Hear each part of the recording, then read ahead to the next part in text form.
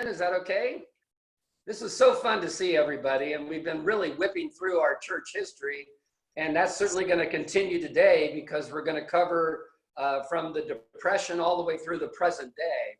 And obviously there's so many topics, so I'm going to concentrate on just one or two since we do have so much to cover. But we did have a couple questions last week, and I wanted to circle back to those.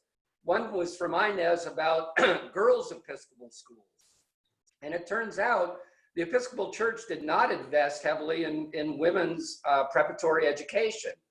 There were a couple. There was Chatham Hall in Virginia and Rosemary Hall in Connecticut that merged with Choate, but they were nothing compared with what was called the St. Grottlesex group of schools. St. Grottlesex referred to St. Mark's, St. Paul's, Groton, and Middlesex, all of which were started within about 15 years of each other, all of them based on the muscular Christianity idea of body, mind, and spirit, and all of them preparing good Episcopal boys to become the world leaders that they were expected to become. But there isn't that same kind of tradition. There's certainly lots of East Coast girls' schools, Miss Porter's School, Walker School, Westover, Brearley, but none of them had that connection to the Episcopal Church. The other thing that came up, somebody asked specifically about St. Bart's Church. Well, in doing my research, I found out that St. Bart's was founded in 1835 as a low church evangelical reaction to some of the parishes in their area who had taken on the Oxford movement. So St. Bart's was very intentionally a low church place, but they over time became the home church of the Vanderbilts.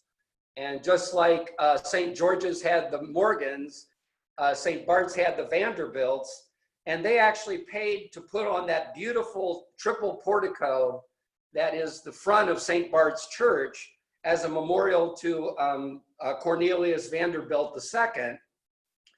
When they moved the church from 44th and Madison to its present location, they moved the entire portico with them. So they built the new church, which is a beautiful Byzantine structure, but they built it to harmonize with this huge portico that had been built and moved from the former church.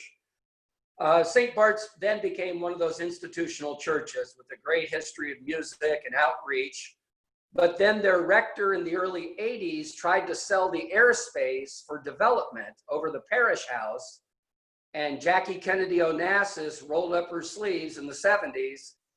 And with the Landmark Foundation, they fought it tooth and nail, even after Jackie died. And finally, St. Bart's lost and was not allowed to develop it. Well, in that time, their membership had been cut in half. Their endowments had been misinvested. And so it's really a beautiful ongoing church now, but it's in no way as wealthy as some of the other churches are in the New York area. So it started out as a low church, it became an institutional church, and now, like many churches, it's fighting to hang on in its very expensive, beautiful old building. So I want to make the transition with one last story about our friend J.P. Morgan. I thought this was a great story. J.P. Morgan, from the in the 1890s until his death in 1913, was a deputy to the General Convention of the Episcopal Church. And he made a big ceremony every year of hitching together 3 rail cars. And no matter where it was, San Francisco, St. Louis, Richmond, he would start traveling towards the convention, and he'd pick up prominent Episcopalians and bishops along the way. So Morgan's party train was one of the great traditions of the General Convention. Well, in 1907, the convention goes on for 3 weeks.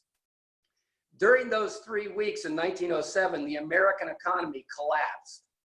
It was the panic of 1907, and Morgan was the prominent New York banker, and he was nowhere to be found to try to write what was going on because he stayed at the convention. The minute the convention ended, he hitched up all his trains, took them straight into Grand Central Station, took a cab to his Morgan Library, and convened the 10 leading bankers of New York City at midnight, having just come from the General Convention, had them agree to buy smaller banks, and headed off what would have been the Depression of 1907. So I just think, an example of the kind of standing certain Episcopalians had. One last anecdote. You'll remember he was an ally of a very, very progressive rector, William Rensford, at Grace Church, and he funded everything that Rensford wanted, but he wouldn't put up with one thing. Rensford wanted to elect a working man, a day laborer, to the vestry. And that was one step too far for J.P. Morgan. And he said, I certainly support the church as a whole becoming more democratic, but not the vestry. I want to be comfortable inviting all vestrymen to join me in my library. Okay, so by the time of the Depression, that was sort of the impression that the nation had of the Episcopal Church and why we became known as the Republican Party of Prayer.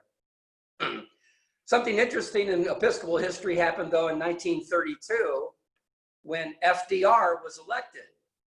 He went to Groton. He went to Harvard. He was going to be a patrician, aristocratic Episcopalian.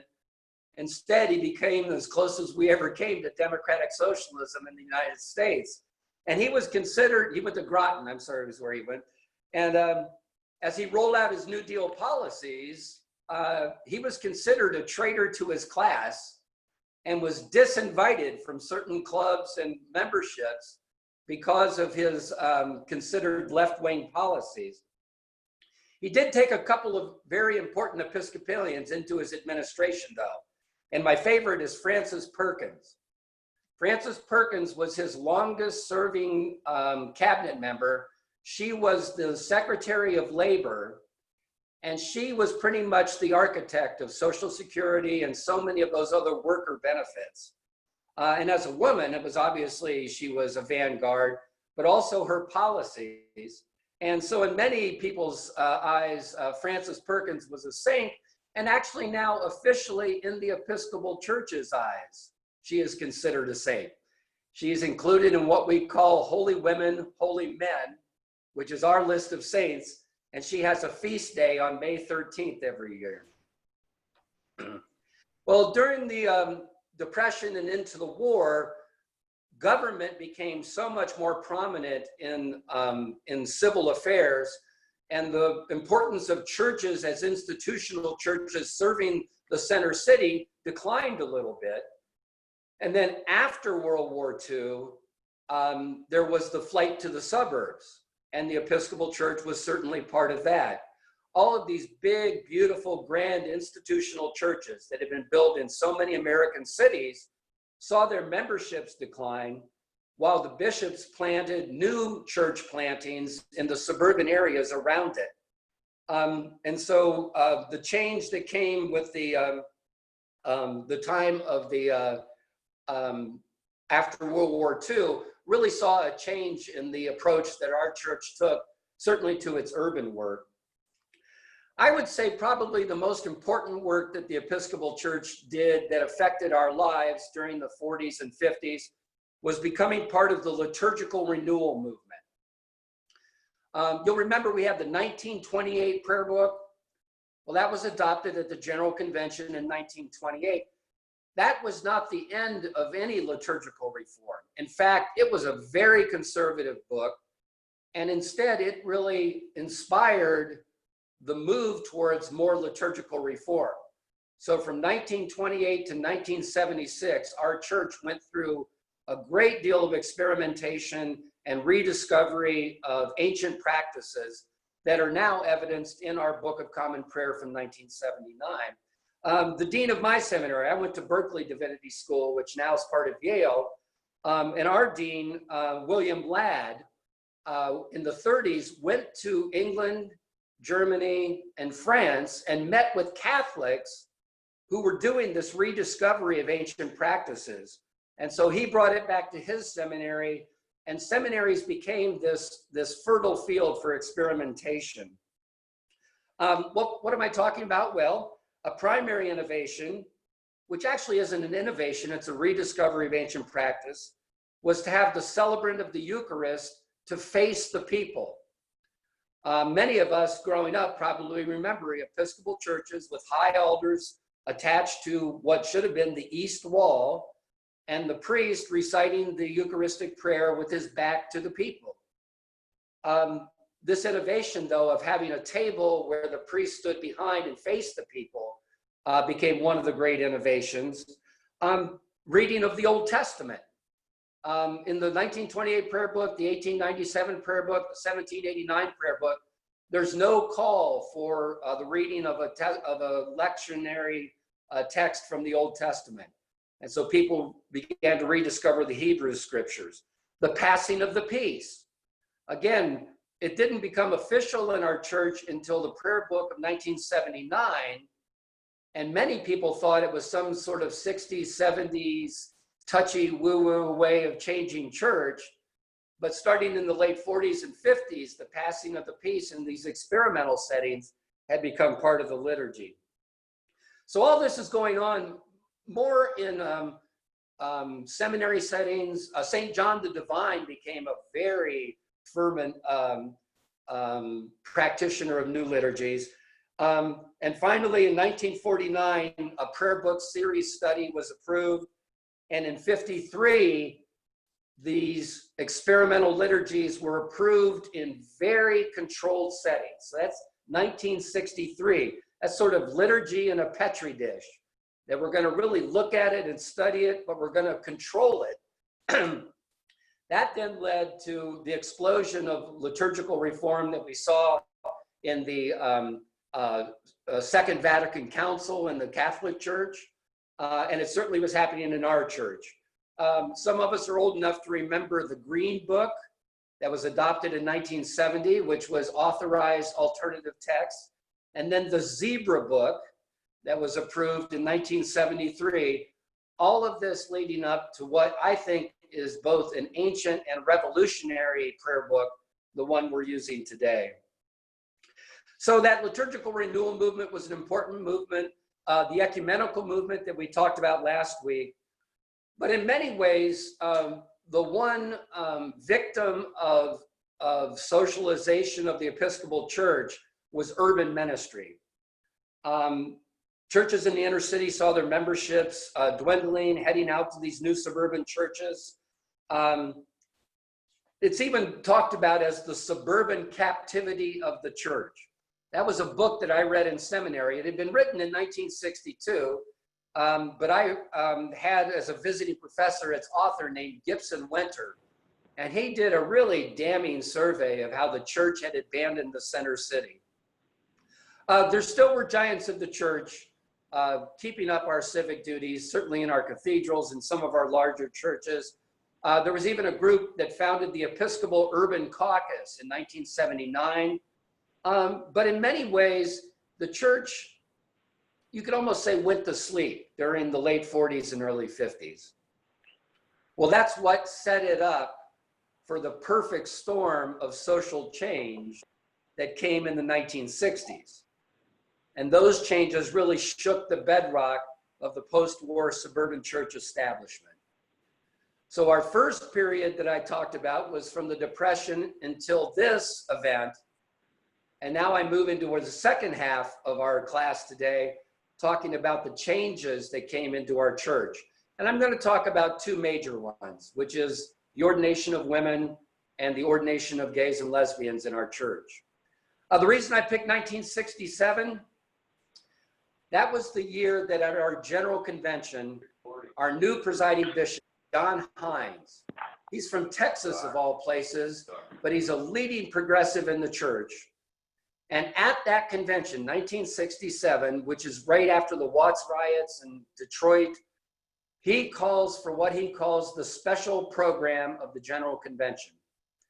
And over the next 3 to 5 years, the Episcopal Church invests $9 million, which isn't a lot of money today, but it was at that time. It represented a third of the national church's budget. And John Hines committed this money not to church institutions, but to grassroots organizations, community organizing organizations. The Black Panthers received a grant from the Episcopal Church. And so this was really a major turn from looking inward to looking outward. So that's all going on in this period around 1967. Another very important thing happened in 67 that we see in the role of women in the church. I think for us today, it's hard to even imagine this, but it wasn't until 1967 that women could serve as chalice bearers, could serve as lay readers, could serve on vestries of the church, could be elected to the General Convention as deputies. All of that innovation didn't come around until the middle of the 1960s. Well, if you're talking about lay readers, vestries, General Convention deputies, of course, you're going to talk about ordination of women. And so in 1967 at the General Convention, what we do best, the Episcopal Church set up a study group to begin to consider the ordination of women in the life of our church. That came to a vote for the first time to approve the ordination of women as priests and bishops at the 1970 General Convention. At that convention, the laity approved it, but the priests turned it down, so it never went to the House of Bishops. There were a large group of women in 1970 who had completed 3 years of study, who were now allowed and able to be ordained as deacons, because the ordination of women as deacons was approved in 1967. But they now had to wait until the next General Convention before they could be considered to be ordained as priests. 1973, they hold the convention again. It's defeated again. So 3 years later in 73, it's defeated. Well, this now is going to lead to some civil disobedience within the church. I mean, people are feeling like this is taking way too long. Social change is happening in so many other areas, but not with the ordination of women. So on December 15th in 1973 at St. John the Divine in New York, as they were doing the priestly ordinations for male candidates, 5 women deacons robed, processed, and presented themselves to the bishop to be ordained and were denied ordination. Now, this is Bishop Paul Moore, who's one of the most liberal bishops in our church, but he wasn't willing to step outside the canons and the Constitution. And so that really became a turning point in the awareness that this issue was going to come to a head. Following in the next year, July 29, 1974 in Philadelphia, 11 women are ordained as priests. The Philadelphia 11. They're ordained by 2 retired and 1 resigned bishop, but it's 3 bishops, so that's enough to make a priest. And and they then also have the Bishop of Costa Rica, of all places, helps them out. Well, this sends shockwaves through the church. That's July 29th. July 31st, the new presiding bishop, John Allen, called an emergency meeting of the House of Bishops.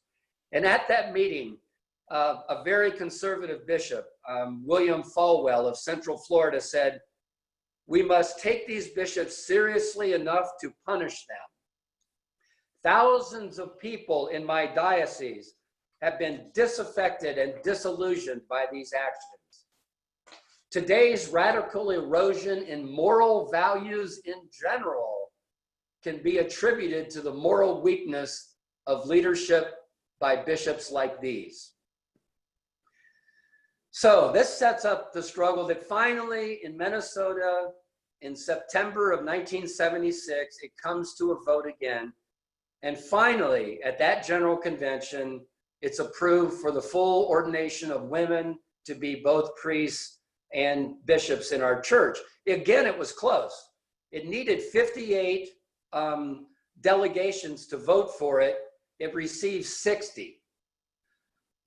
Clergy from 39 dioceses voted no. Then when it went to the bishops, it was approved 95 to 61. So it certainly was not at all a unanimous consent of the church, and it led immediately to a schism within the church. A number of priests and bishops formed a separate church at that time that has now been rolled up into what's called the Anglican Church in North America. Well, I don't know how many of you were old-time members of Epiphany, but our church played a very important role in this whole dialogue and debate. Okay, so you know where I'm going with this, with Laura. That our rector, Jack Gorsuch at the time, had just appointed two young, sharp associates. One was Mike Jackson, and the other was Laura Frazier. Well, Laura had already gotten a doctorate. She'd been a student of ministry. She'd been ordained a deacon. So she was a very natural person to be the very first woman to be ordained in the Diocese of Olympia. However, our bishop, Bob Cochran, was adamantly opposed to women's ordination. He finally agreed, though, for Laura to be ordained, and on February 3rd, 1977, the very first woman priest in the Diocese of Olympia was ordained at Epiphany Parish. Over 50 clergy were there, bagpipers, not a dry eye in the house. But meanwhile, I forget where they held it, but 50 or more other Episcopalians and a few priests held a liturgy of conscience. That was at St. Paul's in Seattle. Oh, okay, it was at St. Paul's. They held a resistance mass to protest this new ordination. Now, maybe in the questions, we can go into what became of Laura Frazier's ministry over the next few years. And she died just very recently and had a beautiful memorial service at the cathedral. So here we have that history of the ordination of women and the role of women in our church. And you see how long it takes for these things to unfold in our church. And it's just as true if you think about full inclusion of gays and lesbians in the ministry of our church. I'd see it almost as a parallel issue. It certainly came up in the 60s, and finally in 1979, a group of progressive deputies brought forward a resolution that would have changed the canons so that there would be no discrimination against people because of sexual orientation. Raging debate. Final vote, instead of adopting that, they adopted a statement, the Episcopal Church, that homosexuality is incompatible with Scripture, and no practicing homosexual, I love that word, practicing homosexual, nor heterosexual person engaging in extramarital sex shall be ordained. And then, of course, to try to put a little bit of icing on it, they said that homosexuals enjoy claim with others upon the love, acceptance, and pastoral concern of the church. Well, that didn't sit with 21 bishops who all signed what became the first of a movement within our church that was called the Koinonia movement. A Koinonia statement was presented where they objected to the stance the church had taken. Well, what that meant was that all during the 80s, this became a raging debate. And from time to time, certain bishops would go out on their own and take leadership on this. And certainly one of those was Bishop Spong, one of our most liberal bishops out of Newark. And he took it upon himself to ordain the first openly gay man to become an Episcopal priest in 1989. Some bishops tried to bring him up on heresy charges at that time, but he had enough contacts and sway within the church that instead it was simply left alone, that was that bishop's choice. We brought it up at the 1994 convention again, and again it was rejected, and then 95 bishops signed the Koinonia statement in 94. Well, we saw how in women's ordination, what changed the day was a legislative decision. What changed the day on gay ordination was a judicial decision. Bishop Reiter, who was an assistant bishop in Iowa, had taken it upon himself to ordain two people who were openly gay to the priesthood. because he wasn't Bishop Spong and he was an assistant bishop, he didn't have the clout to keep a trial at bay, and he was brought up on heresy charges and went through a full church trial. Cabby Tennis, I think some of you might know Cabby. He was the dean of our cathedral. He was a lawyer before he was a priest. He was one of the lawyers for Bishop Ryder in that trial. The trial was held, the verdict was rendered, and he was found not guilty.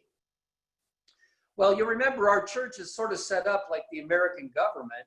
Once there is a judicial decision, that sets precedent for other situations. So upon Bishop Ryder's being found not guilty of heresy, it now became the individual bishop in their own and with their own diocese to decide whether gays could be included in their ministry. So starting in 1996, it was a diocese by diocese decision. Our diocese went through a beautiful study for 2 general conventions around our Koinonia statement. And in 1998, we adopted our own canons and rules that gays were fully included in the ordained ministry of the church. Okay, so now this is all coming to a head because we're not just talking about priests, we're going to be talking about bishops. And the bishop stands for the apostles of the church and have a much more important role in the sort of guarding the faith and the unity of the entire global church, not just the church in the United States.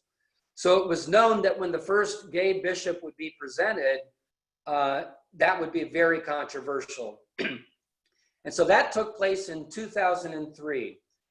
Gene Robinson, who had been the canon to the ordinary in New Hampshire, a well-respected priest with a partner that he had been with for years, was elected as the Bishop of New Hampshire.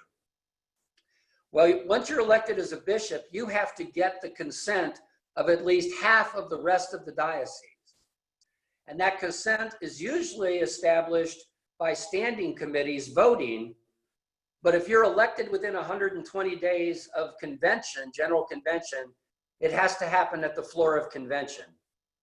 And in order to force the issue and make it a very public statement, the people of New Hampshire scheduled their election so that this would now come to the general convention in Minneapolis in 2003. And I was lucky enough to be the chair of our deputation to that election. So I got to witness all of this firsthand. And it was really a mind-blowing experience. Because here we are again in a legislative setting. We're not passing some abstract resolution about full inclusion of gays. We're voting about one particular incarnational minister, Gene Robinson. Well, if you've ever watched General Convention, it happens just like in the state house or at the Congress. There's hearings first before something comes to the floor. So they convened a 90-minute hearing on the ordination of Gene Robinson.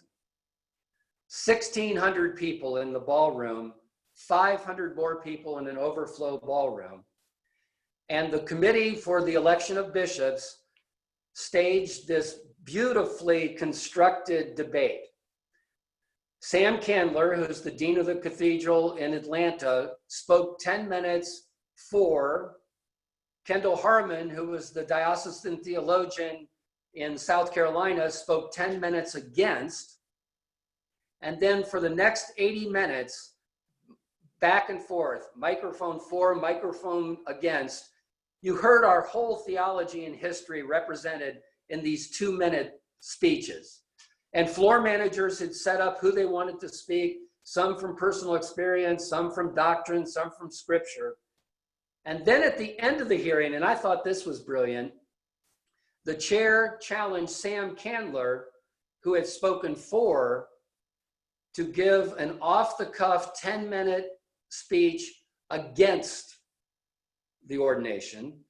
And Kendall Harmon, who had spoken against, had to give an extemporaneous 10-minute speech for the ordination. So these are the kind of constructed dialogues that our church, I think, does best among all the denominations. The hearing then was called to an end. The next day we had the vote. Again, the debate went on. We took a vote in the houses. Now, it's interesting, in order for anything controversial to pass in the General Convention, it has to pass by what we call a vote by orders, that it has to pass both among the lay deputies and among the clergy deputies. There's 4 of each for each diocese. If there's a tie vote, that's a no vote. So what you really need is a super majority in order to pass anything controversial. And so it finally comes to a vote, and we have the final tally, and the controversial decision was passed by 60-40 in both houses in the House of Deputies. It then went to the House of Bishops. They conduct their business around roundtables and open discussion, not Robert's Rules of Order. And at the end of their day, they voted, and by a majority, about a 60% majority too, they voted yes. But 18 bishops walked out of the House of Bishops that day. And that began the schism that has resulted in today's creation of the Anglican Church in North America. So, I'm going to wrap this up for this. And obviously, in talking about the life of the church over 80 years, I could have chosen so many different topics. There's so many that we've not had a chance to weigh into. But I wanted to give those 2 examples, women's ordination and ordination of gay and lesbians, as examples of how slowly our church moves, but with this rational deliberation that I think is really the hallmark of a denomination that believes in human reason as a source of authority. If you believe in human reason as a source of authority, you operationalize that with democracy. And that's what happens when our General Convention gets together. So I think I'll stop there, and we can have any questions or comments. And then next week, we're going to look at the popular history of our church by looking at 5 particular church buildings around our country.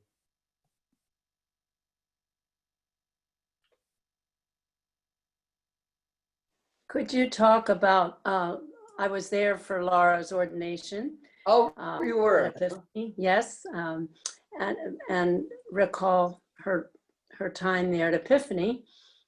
And I lost track of her. All I know is that she became, I believe, the rector of a church on the east side. Could you speak a little bit about her work after she left Epiphany? Yes, well, she was a brilliant, dynamic person, a real charismatic person. After serving as our associate, she became the rector of St. Michael and All Angels in Issaquah. But by around 1984, she had begun to tap into a channeling experience. Mm-hmm. She had an ecstatic, really like a new age experience, and she received a guide named Jonah, and she began speaking her truth as guided by this spirit guide named Jonah. Well, if Bishop Cochran didn't like women priests, he didn't like channeling priests even less. And so she had to resign, and she set up an institute. I think I might have the name of it here. I think she set up a study institute, and she had a number of followers and donors.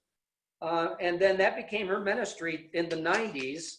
And then she retired for health reasons. And then she died at age 70 or 72 just a few years ago. Mm-hmm. But, I went to several of her services when she was doing it independently. Oh, you did? Yes. What was that like? I'm having a hard time remembering exactly, other than the fact that she really is a very spiritual person, and I think she was doing her very best. I had a little trouble following some of it, but I happen to know that people do channel, so. Pete, we were getting a fairly good dose of this at Epiphany before she left, both from she and Jack. We were getting sermons on the Fatima prophecies. We were getting sermons on karma versus Christ. We were doing life readings from a friend of theirs. And Jack went off to an ashram in California after he left, while Laura did what you just said. Right. Well, and Jack came in second place. Cochrane's ordination. Election for Cochrane's ordination. He came in second. And he was great friends with Cabby Tennis, who was dean of the cathedral at the time. And they created the Center for Spiritual Development, Correct. Which was housed at St. Mark's Cathedral. And Jack was the first executive director of that. And then that was taken over by Jerry Hanna, another priest in our diocese. And you all know that Jack Gorsuch, our former rector, is the uncle of Neil Gorsuch, the Supreme Court Justice.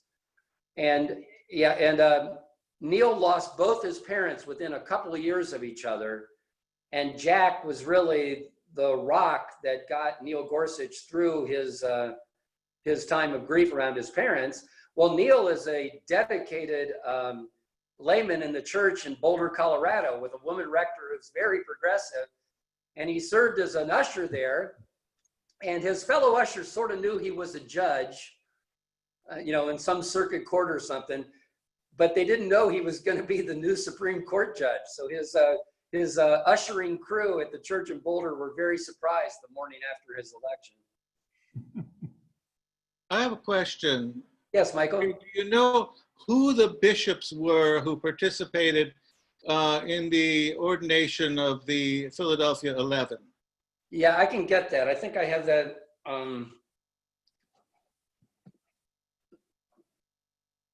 Let me get that. Philadelphia 11. It was the bishop from Costa Rica. It was the retired bishop. Let's see.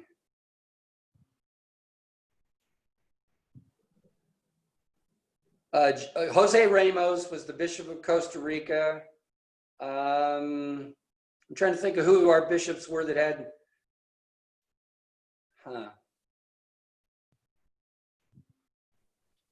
Oh, shoot, I don't have their names here. I'm sorry. One interesting little fact, though, was the crucifer at that service was Barbara Harris, who later on became the very first woman bishop in the Anglican Communion, just one of the greatest church people of our entire life. Let me see if I can find that about the Philadelphia 11 bishops. That's what we could put in here. One had resigned their office and the other two were retired, and the bishop of Costa Rica was the only one that still had jurisdiction over a diocese. Okay. Peter, Yes. Can I ask you a question? It's parallel to what it's really fascinating to hear this story, this Christian progression that you've been telling us. But I want to ask you a question parallel to that. On the great medium of national television, do you have any kind of characters in shows that are Christian vicars, let's say, who are really very popular or had a kind of impact in the United States? I don't know, you see. Well, and I'll bring a couple of those next week. But I imagine from this crowd and around our Zoom we can get it. The Vicar of Dibley, obviously, is one of the. Yes, that's British. And there's a couple of not so much in the American church. One of my favorites is Laura Palmer, the young woman who was killed in Twin Peaks, was a member of the Episcopal Church, and Father Grottlemeyer is in 3 episodes of Twin Peaks as an Episcopal priest in that little church, and they filmed it at the church up. I forget what town it was. I think Snohomish is the church they used to film it. So we're in Twin Peaks. Anybody else have any other places that in movies or TV the Episcopal collar? Well, The Bishop's Wife, that old movie was about the Episcopal bishop in New York. Yeah. Sorry, you had that. Well, going back in cinema, you had Bing Crosby and the Bells of St. Mary. Yes, he was Catholic though. G.K. Chesterton's Father Brown is a character. But in Britain, we mainly had fun in terms of the Anglican Church. So years ago, we had all gas and gaiters, and there was an offshoot to do with monks. But they didn't have a Christian message. The vicarage typically has an underlying Christian message. But we have another one, but I don't know if you've seen it in the States, called Rev, with Tom Hanks, Olivia Goldman. And that's wonderful. Okay, that's a good one. I've watched that one. It's good. Yeah, Although Father Brown is my favorite still. I love Father Brown. I like Mr. Bean as the Anglican Yes. celebrant at the wedding and four weddings in a funeral. Yeah. Okay, I have the ordaining bishop. The retired Colorado Bishop Suffragan Daniel Corrigan, the retired Pennsylvania Bishop Robert DeWitt, and the retired West Missouri Bishop Edward Wells, and they were joined by Antonio Ramos of Costa Rica. So they were the ordaining bishops. It became a whole nother thing to figure out how do we recognize the ordination of these women, because they were ordained within the liturgy and under the rules of our church, but against our canons. And so some of them were inhibited immediately. Some of them were only allowed to continue serving as deacons. And then as an adjunct to the decision in 1976, it was declared that they had been irregularly ordained, but that their ordination was official. And so after that, all 11 of them became great leaders and teachers in our church. Another TV show that I think is interesting is Grantchester. Oh yes, I've heard about that one.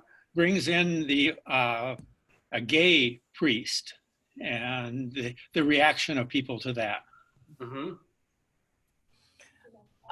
I have a couple questions. Sure.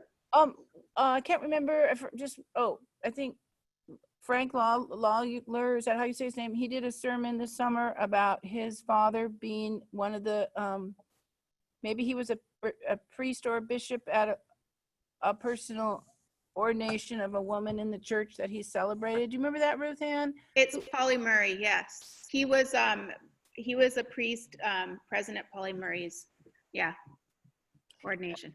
So did that come after this Philadelphia 4? That must have been after that then, because I think that was in DC that happened, right? Yeah, there was another irregular ordination of 4 women by Bishop Barrett. Okay. In Washington, D.C. And so that happened. One happened in 74, one happened in 75, and then the General Convention was in 76. Okay. And then I had another question. I remember growing up as a kid that there was a real issue before we talked about women in the church and maybe that was just in the Methodist church where I was a kid, about divorce ministers and if they could sue after divorce. Did we go through that as an Episcopal? Yes. It was in the canons of the church that that clergy couldn't serve who had been divorced until the 1960s. And our church had a very sacramental view of marriage that led to lots of those strange restrictions, and different bishops were allowed to set up their own different rules. Okay. I'll do a little bit more work and start up next week to talk about that, because that became a very important issue. It even was an issue as late as 2009. Barry Beisner, who is the newly retired Bishop of Sacramento of Northern California, he and I actually were young associates together in Columbus. Just a great man. Well, he had a marriage when he was 18 that fell apart when he was like 19 or 20. Yeah. He had a second marriage, and then he had a third marriage.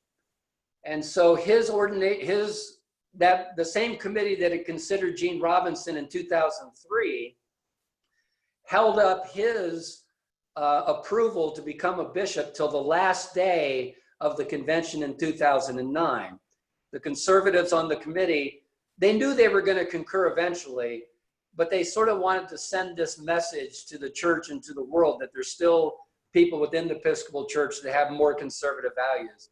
And so it was really painful to watch Barry, because usually what happens at General Convention for the bishops, they're unanimous, and then that person comes up to the floor of the House of Deputies with their deputation, and we sing, and it's like this big celebration. That's what happened for the other 8 bishops with Gene Robinson, but Gene Robinson didn't get approved till the next to last day. And then that's what happened to Barry Beisner in 2009, because he had had 2 previous marriages. Mm. And you're saying as recent as 2009? Yeah. Wow. Okay. Thank Yeah, you. the issue of being a twice divorced person, not being the right candidate for the bishop to be a bishop in our church, was a main issue of the 2009 convention. Whoa. Thank you. Well, what's everybody gonna do to stay cool today? I think I might spend the day in my basement. I'm not sure.